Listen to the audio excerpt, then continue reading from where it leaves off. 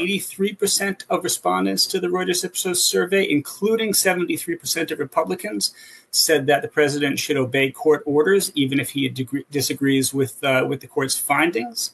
50% of respondents disagreed with the idea of the president withholding funding from universities over policy disputes. The number one issue for voters in the last election was the economy, and Trump swept into office promising he would boost the economy and curb inflation. But Trump is getting poor marks on both.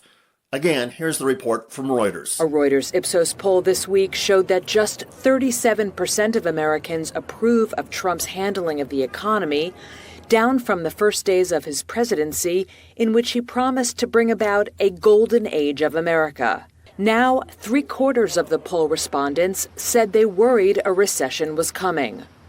And more than half of the respondents, including 1 in 4 Republicans, said Trump's moves to shake up the economy are, quote, too erratic. Trump's economic management is too erratic, according to half of all Americans surveyed, and 1 out of 4 Republicans.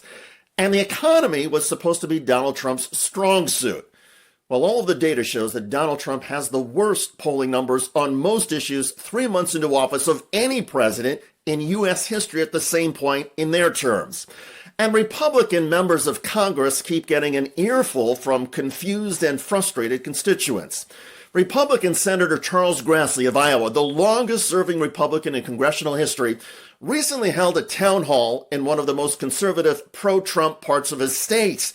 The mostly conservative audience lashed out at Grassley on several issues, including Donald Trump's defiance of the U.S. Supreme Court and the deportation case of Obrego Garcia. We have a due process, and it was not followed. And the Supreme Court ruled that he needed to come back. Okay. So Trump said, nope, I'm not going to do that.